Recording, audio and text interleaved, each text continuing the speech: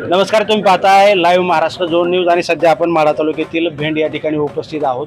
परत एकदा विठ्ठल सहकारी साखर कारखान्याचे चेअरमन अभिजित पाटील यांनी आज गावभेट या गावाला भेट दिलेली आहे आणि आज घोड्यावरून त्यांची या ठिकाणी मिरवणूक काढण्यात आलेली आहे। आबा आपल्यासोबत असणार आहेत आणि त्याचबरोबर आज टिंबुर्णीमध्ये महाविकास आघाडीचा मेळावा देखील संपन्न झालेला आहे। त्या अनुषंगाने आज आपण त्यांच्याशी चर्चा करणार आहोत। आबा, स्वागत आहे। धन्यवाद। दुसऱ्यांदा घोड्यावरून मिरवणूक माढा तालुक्यातून निघते काय, पण आता या विधानसभेला नवरदेव किती असतील आणि कशी लढत होईल?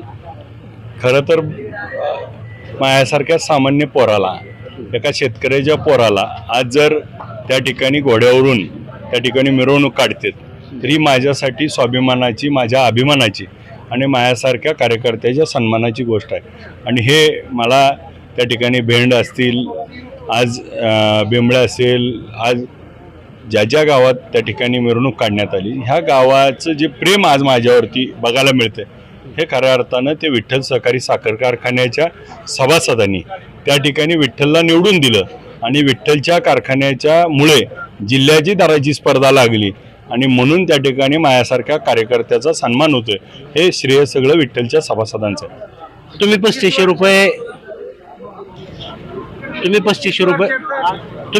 रुपये दर जाहीर केला आणि त्यानंतर बबनराव शिंदे यांनी 3501 रुपये दर जाहीर केला। कुठे कसं बघताय याच्याकडे? नाही, महत्त्वाची माझी यातली भूमिका अशी आहे की विठ्ठल सहकारी साखर कारखान्याची डिस्लरी ही 30,000 लिटरची आहे, त्यांची 4 लाख लिटरची आहे।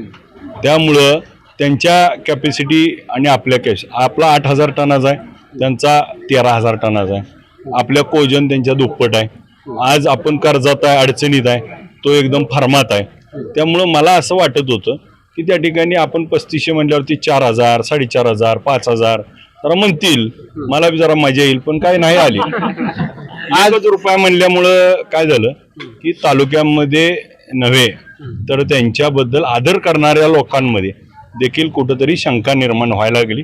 आणि माझ्यासारखा कार्यकर्ता आहे, मी सामान्य कुटुंबातला असल्यामुळे त्यांनी 1 रुपया म्हणले, मी म्हणलं आपलं 2 रुपये देऊ, मी आपलं साध्या पद्धतीने होय म्हणलो। आज टिंबुर्णीत महाविकास आघाडीचा मेळावा संपन्न झाला आहे। त्या मेळाव्यामध्ये महाविकास आघाडीची जी वजरमूठ झालेली आहे त्या व्यासपीठावरती अनेक नेते मंडळी उपस्थित होती। त्यांचा एक आता सूर आवळला जातोय की साखर कारखानदार हा या तालुक्याचा आमदार नसावा। अप्रत्यक्षरित्याप्रमाणे 2 साखर कारखानदारांना टार्गेट केलं जाते महाविकास आघाडीकडून। नाही, मुळात 2 गोष्टी वेगळ्या आहेत। काय आहे की ते आपलीच लोक आहेत, त्यामुळं त्यांच्याबद्दल आपलं मैत्री आहे, त्यांच्याबद्दल प्रतिक्रिया देऊ नये। परंतु आपण ज्या पद्धतीने साखर कारखान्याचा चेअरमन हा आमदार नसावा हे 30 वर्ष लागली कळायला। त्यामुळं आत्ता विषय असा आहे की एखादा जर कोण अशा पद्धतीने बोलत असेल, माझं साधं गणित आहे, मी लय मोठ्या गोलात जात नाही। एखाद्याला जर आपल्या घरातला, एखाद्या गावात, आता भेंड गावातला एखाद्याचा प्रपंच जर चांगला चाललाय तर ती घर प्रपंच चाललाय, ते शेतीवाडी चालली आहे, दुकान आहे, सगळं चांगलं आहे, मग माणसं म्हणजे जायला ह्याला जरा व्यवहारातलं कळतंय, मग याला ग्रामपंचायतला उभा करू, सरपंच करू, म्हणजे ही गावाचा बी विकास करू घराचा केल्यावर। आता एखाद्याचं जर 10% पैसे काढतंय, रस्त्यावर लोळत पडलंय तर त्याला उभा करते ती का? किंवा एखाद्याला त्यातलं कळतच नाही आणि प्रपंचच जमन आहे त्याला म्हणते ती का हो? तसा ही प्रकार आहे। माझी भूमिका एकच आहे, माझं काही कोणावर आरोप नाही, प्रत्यारोप नाही। माझी एक भूमिका, मला विठ्ठलच्या सभासदांनी बंद पडलेला कारखाना सुरू करण्याची संधी दिली। आज योगायोगानं त्याच मतदारसंघात कारखाना माझं गाव असल्यामुळे मला असं वाटतंय की मी माझ्यावर दिलेल्या जबाबदारीचं, कर्तव्याचं मी योग्य पद्धतीने पालन केलंय। आणि मग आज सभासदांना याचबरोबर तालुक्यातल्या, माढा तालुक्यातल्या आणि पंढरपूर तालुक्यातल्या, माळशिरस तालुक्यातल्या सगळ्या मतदारसंघातल्या लोकांना वाटतंय की आता बदल होण्यासाठी जो काही पर्याय आहे, कारण कारखानदाराची अडचण काय आहे आणि चांगली आणि वाईट बाजू बघितली पाहिजे। चांगली बाजू काय तर समोरचे कारखानदार असल्यामुळं गेल्या निवडणुकीत ते 19च्या टीका करत होते की समोरच्याकडे पेटाई चक्की आहे का, चालवायला येते का? आता ते माझ्यावर म्हणू शकत नाही। दुसरा भाग असा की एखाद्या शेतकऱ्याचा ऊस नेणार नाही आणि मग त्या ठिकाणी त्याला पाकिस्तानमध्ये राहिल्यासारखा दम देत होती आणि मग त्या ठिकाणी दहशतीचं वातावरण होतं। परंतु कारखाना आपला असल्यामुळं त्या दहशतीला कुठेतरी मोडून काढता येतंय आणि त्या ठिकाणी शेतकऱ्याला न्याय देण्यासाठी त्या ठिकाणी एखाद्या शेतकऱ्याची जर अडवणूक झाली आणि त्या शेतकऱ्यानं जर आपला प्रचार केला, एखाद्या कर्मचाऱ्यानं आपलं स्टेटस ठेवलं तर ती त्याला कामावरून काढते, त्याचा ऊस जाळतेत. आज आपल्याला देखील कित्येक उदाहरणं देतो मी. निमगाव म्हणून गाव आहे आपल्या माड्याजवळ, एका सरपंचानं विरोध केला, 20 एकर ऊस त्याचा पुढच्या फळीनं रानाबाहेर काढावा लागला, बांधावर टाकायला. असे घटना तालुक्यात खूप घडल्यात.